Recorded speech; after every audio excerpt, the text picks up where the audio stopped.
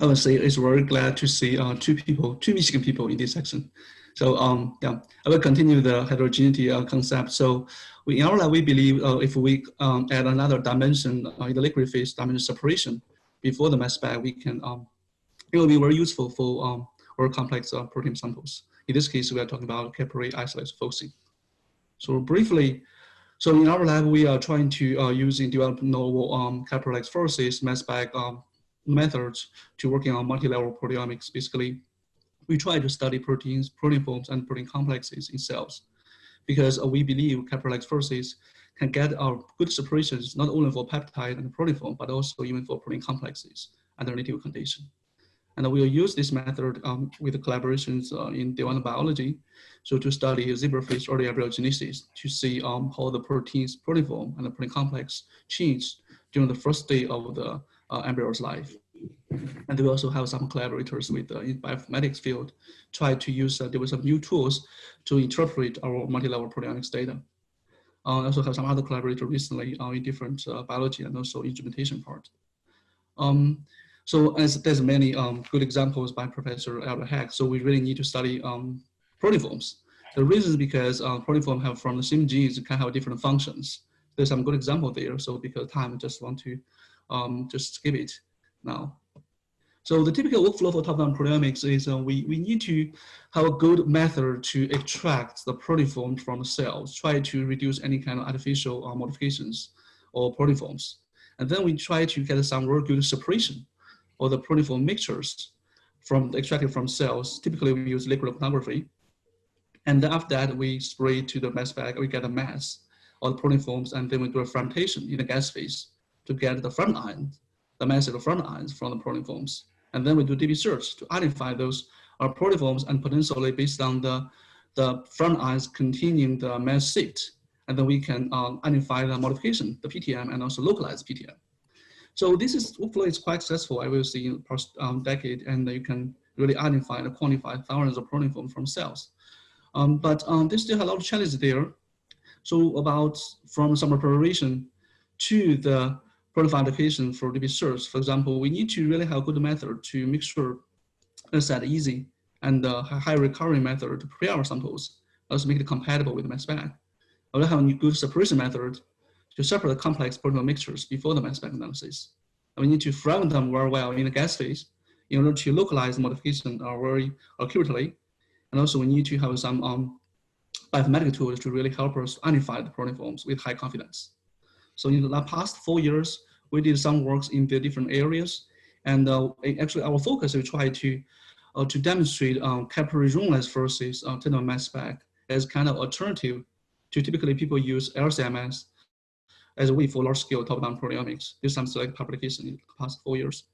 And last year, we published a review paper in Trinidad Chemistry about this topic. Today, I want to talk about our recent work about different things about capillary isoelectric focusing. So first thing is, what is Cyaf here? So typically for Cyaf, we use a fused silicon capillary. We use a capillary with a neutral coating on the inner wall of the capillary.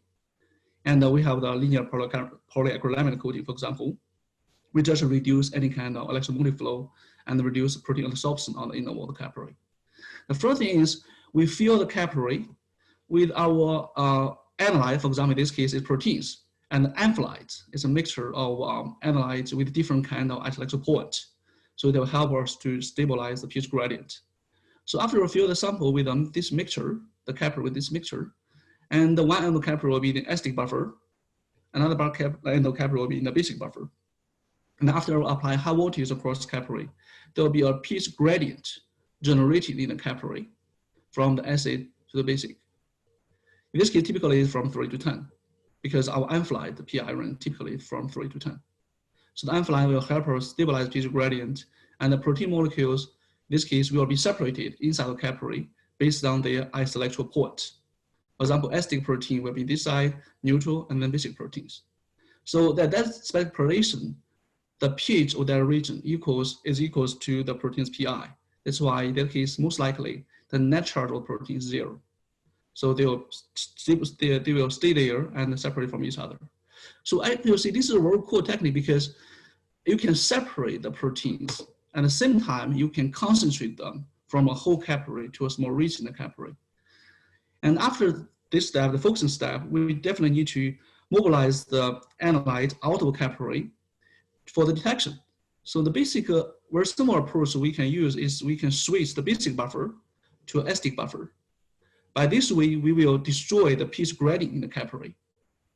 And then the analyte will become gradually proteome charged, then migrate capillary for detection. You'll get the electrophotogram. So this technique actually is kind of a very high resolution separate method for protein molecules. You can get down to PI difference 0.001. You can separate them. And I mentioned you can concentrate and separate them simultaneously. It has a very high sum loading capacity. You can microliter scale sum loading capacity. This is really important for analyze very complex samples. And actually, there's a long history for using Cyaf MS for intact protein analysis. In 1990s, Professor Lee and the Smith group, they really pioneered this field. And because later the performer is because some limitations in the CMS interface in terms of stability and sensitivity problem. And also there's some issue related to the unflight. It will contaminate and also will suppress your analyte ionization during the ESI process. And also this another part is because there are two-step process I mentioned. You have the focusing step, you have the mobilization step. So this is very hard to make it automated. But in 2010s, actually there are several research groups really make a significant contribution to the field to really make the interface more robust and more sensitive and also make the process automated. And in 2018, this company, some scientific company, they launched a commercialized kit for the Cyaf MS analysis of monoclonal antibodies. So based on design from Doroki's group. So this always, the approach works are more focusing on measuring the mass of the protein molecules.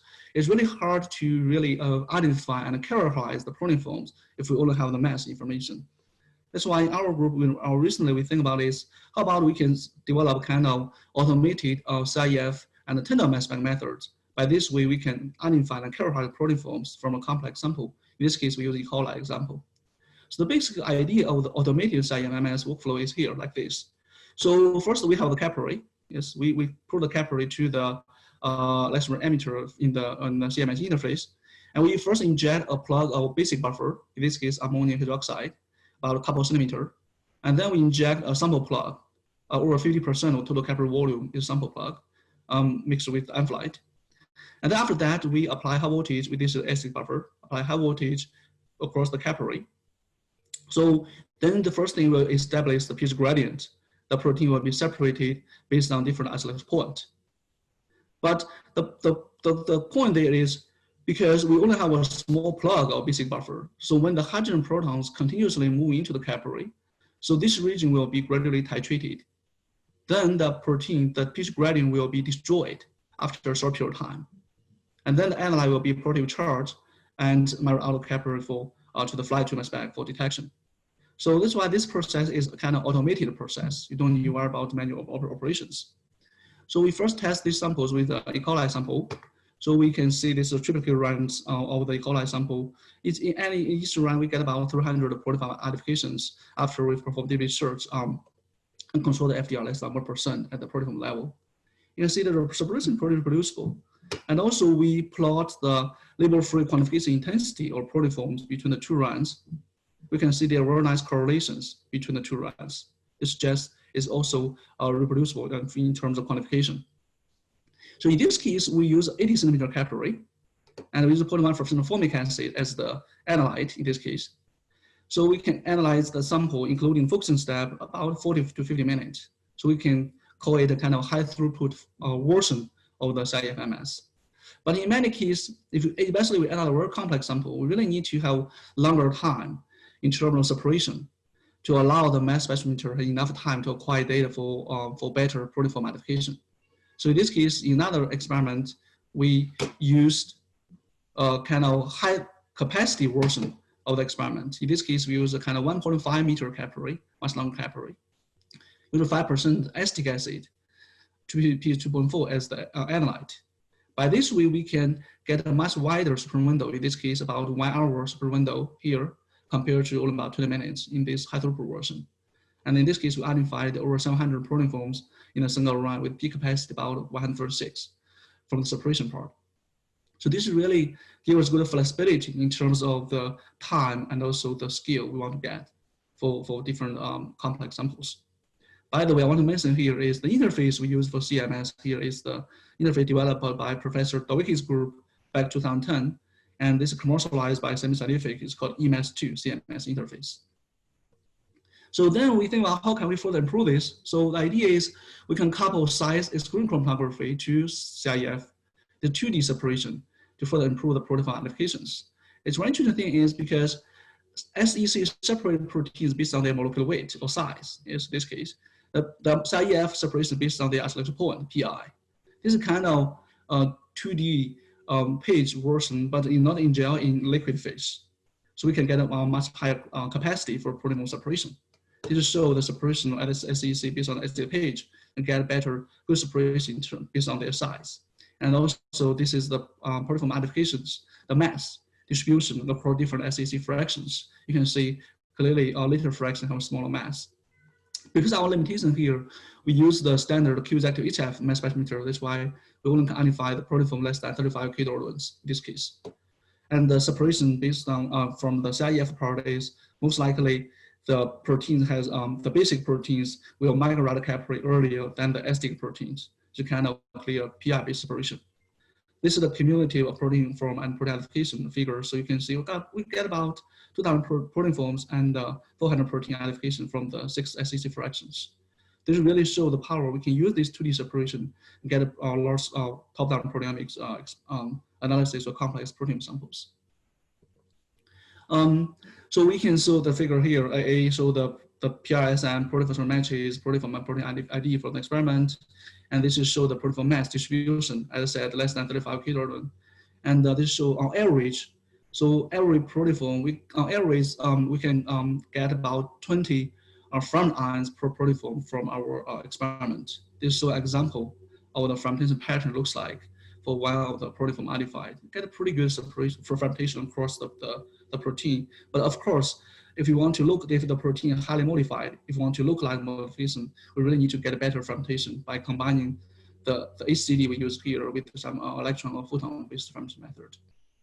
Another thing we want to highlight here is when we think about the top-down proteomics, the advantage is when you with the top-down proteomics because you can visualize different proteoforms from the same gene.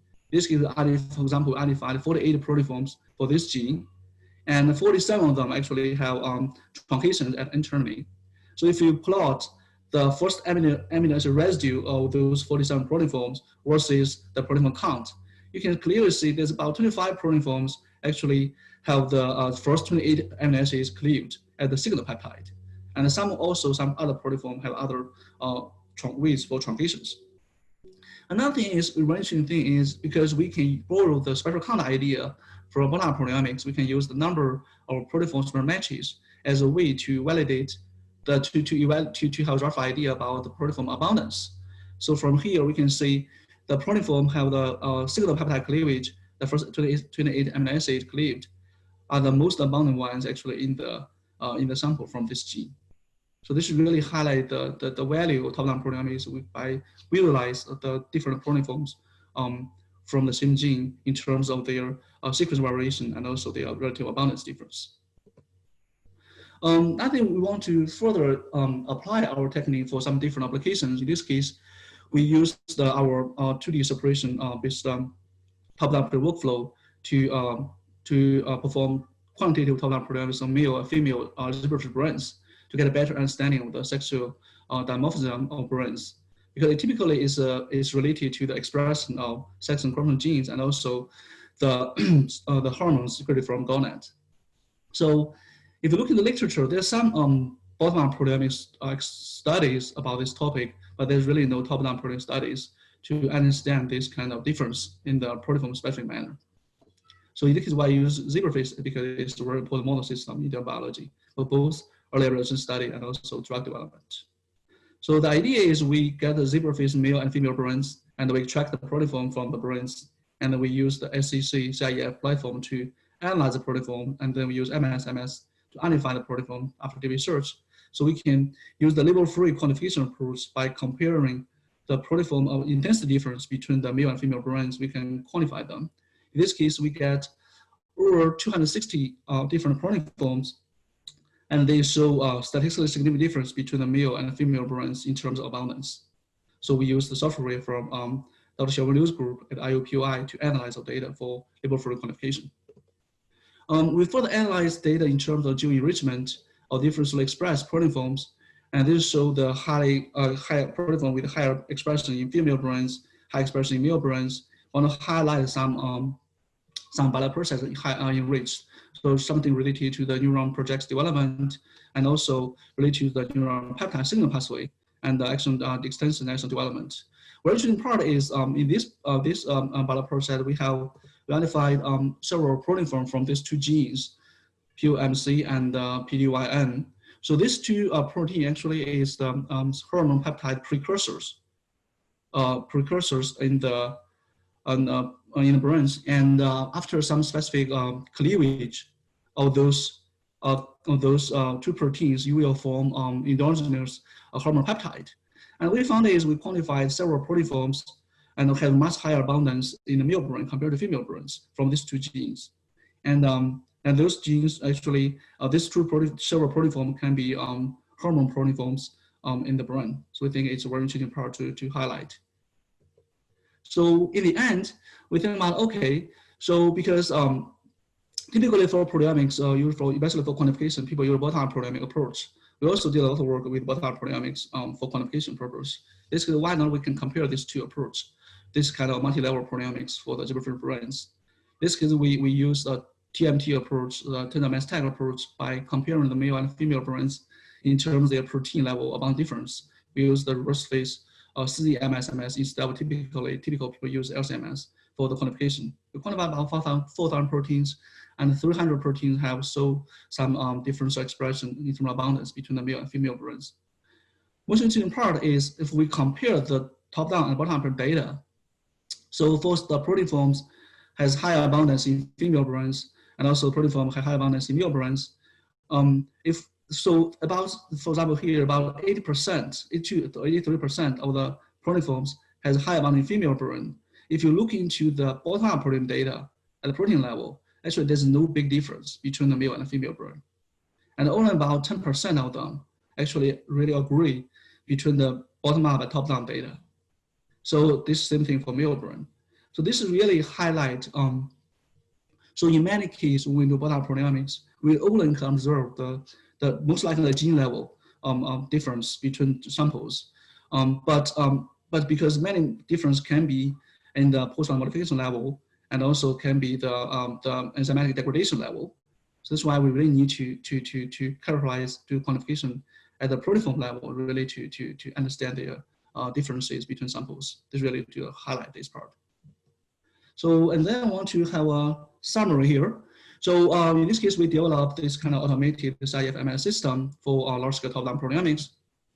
We can get about 800 proteoform identification in a single run from E. coli sample. And we show this 2D separation about to tandem mass spec we can use for large scale and quantitative, both quantitative and quantitative top-down proteomics of complex proteins. And this multi-level proteomic study really shows some dramatic difference between the male and female brains at both the proteoform level and also gene level. And this difference between these two workflows also really highlights the importance of this kind of proteome analysis in the proteoform specific manner. In the end, I want to thank my graduate students. Now the lab has 80 graduate students. They are really talented and they are working very hard. And really especially to thanks Tian, she did all the experiments, the Cyaf MS experiment. And Xiaojing, Eli, and Rachel, they are working on the top-down proteomics, and native top-down proteomics experiment. Daoya and Zhichang, they are working on the bottom-up proteomics part. More recently, they are also working on top-down proteomics part. So, and also I want to point out is these 5 students are most likely will defend next year. That's why this kind of pool people available who are expert in the CMS for different applications. And thanks for my funding. And thanks.